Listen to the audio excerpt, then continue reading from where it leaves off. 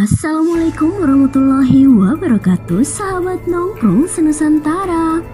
Jejak besi luwu dalam senjata tikam kerajaan Majapahit. Dalam tradisi di Jawa, pembagian pulau antara kerajaan-kerajaan Majapahit di timur dan Pajajaran di barat dirujukan pada seorang pandai besi kerajaan yang memiliki kekuatan magis seperti Siung atau Ciung Wanara yang membunuh ayahnya dan bertempur dengan saudaranya perabot tanah Jawa pada 14 sampai 17. Raja kedua Bone, daerah Bugis terkemuka di Sulawesi, memakai gelar Peta Pandrek Besi atau Tuan Kita Pandai Besi. Di negara berkembang mana saja, para pandai besinya dibawa ke ibu kota untuk menjamin penguasaan sumber daya yang kuat di bawah perlindungan raja, merupakan salah satu ciri kerajaan yang besar. Bukit Pongko dekat Bukit Makam Raja-Raja Luwu di pinggir Danau Matano, Sulawesi Tengah juga disebut sebagai Gunung Besi. Dari kejauhan, Bukit Pongko terlihat lebih gundul dari bukit-bukit lainnya di seputar Danau Matano. Lantaran tingginya kadar besi tanahnya. Warna bukit tidak terlalu hijau, akan tetapi cenderung kemerahan. Jawa terkenal dengan hasil kerajinan yang besinya indah dan keris serta pedangnya diekspor hingga sejauh India. Meski demikian, tidak pernah disebutkan bahwa di Jawa ada tambang biji besi. Meskipun kaitan legendaris antara kerajaan Pajajaran di Jawa Barat sebelum tahun 1500 dengan para pandai besi bisa menunjukkan bahwa pegunungan Jawa Barat Daya sudah pernah ditambangi biji besi yang mengandung titanium. Namun tidak ada bukti bahwa industri keris di Majapahit atau kerajinan besi Jawa sesudahnya memperoleh bahan besinya secara setempat. Sumber paling mungkin dari besi kaya atau kandungan nikel yang digunakan untuk membuat keris Majapahit adalah Sulawesi bagian selatan. Biji besi laterit yang kandungan besinya sampai 50% serta sisa-sisa nikel yang banyak ditemukan sangat dekat pada permukaan tanah, khususnya di sekitar Danau Matano dan di bagian hulu Sungai Kalena. Besi dari Sulawesi bisa diekspor melalui Teluk Bone yang dikuasai Kerajaan Luwu atau melalui pantai timur selatan yang pada abad ke-16 dan sebelumnya dikuasai oleh Kerajaan Banggai. Banggai dan Luwu disebutkan dalam kitab Negara Kretagama yang menunjukkan bahwa ekspor besi dari Luwu itu sudah penting di masa lalu.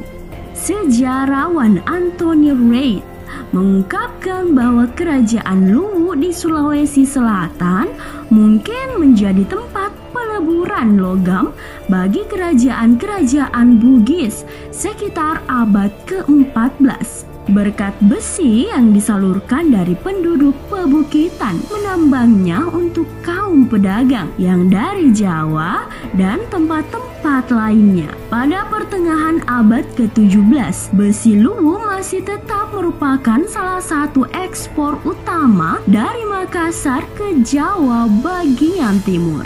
Besi yang lebih murah menurut Reid pada waktu itu mulai datang dari Cina dan Eropa. Akan tetapi, para pembuat keris di Jawa tampaknya tetap lebih menyukai besi Sulawesi yang banyak kandungan nikelnya untuk membuat keris yang berpamor.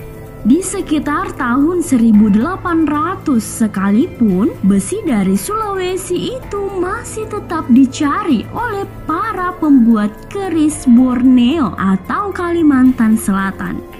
yang perlu mencampurnya dengan besi murni impor yang lebih murah sehingga sisa nikelnya akan menampilkan pamornya. Anthony Reid juga menuliskan dalam buku Asia Tenggara dalam kurun niaga 1450 sampai 1680. Buku pertama terjemahan bahwa armada Jawa yang merebut Sukadana di Karimata pada tahun 1622 merupakan petualangan atau kerajaan Mataram satu-satunya di luar Jawa. Pastilah dimaksudkan untuk mengamankan sumber besi atau permata. Kekuasaan Mataram segera mengendor dan Karimata kembali mengekspor peralatan besinya ke seluruh kepulauan. Penelusuran arkeolog, sejarawan, dan antropolog Indonesia sendiri pun menguatkan hal itu, bahwa hubungan erat di masa lalu antara Kerajaan Majapahit dengan Kerajaan Luwu di Sulawesi tidak sekedar hubungan dagang biasa. Salah satu peneliti lapangan yang dilakukan arkeolog Universitas Hasanuddin, Iwan Sumantri, menemukan bahwa Luwu adalah pemasok utama besi untuk Majapahit. Dalam sejarah Luwu dinyatakan Simpurusiang memiliki seorang putra bernama Anakaji. Putra Luwu ini mempersunting Tri Majapahit yang bernama Wetapacina. Hal ini menurut Poelinggomang menunjukkan bahwa kerajaan Luwu memiliki hubungan politik dan perdagangan dengan kerajaan Majapahit di Jawa Timur. Mengutip sejarawan lain, Kenneth R. Hall, maka Poelinggomang pun mengungkapkan bahwa di Kepulauan Nusantara ini telah terbentuk zona perdagangan maritim pada abad ke-13. Pada perkembangan hubungan perdagangan antara kedaulatan Luwu dan kerajaan Majapahit ini memungkinkan seorang pujangga keraton Majapahit, Prapanca,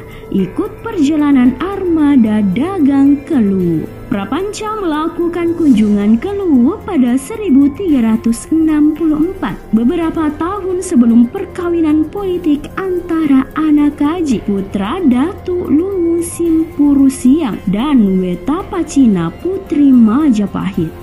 Dan dalam perjalanannya pulang ke Majapahit dari Luwu, Prapanca singgah di Malaka tahun 1365 untuk menyelesaikan kitab karyanya yang kita kenal dengan Nagara Kertagama.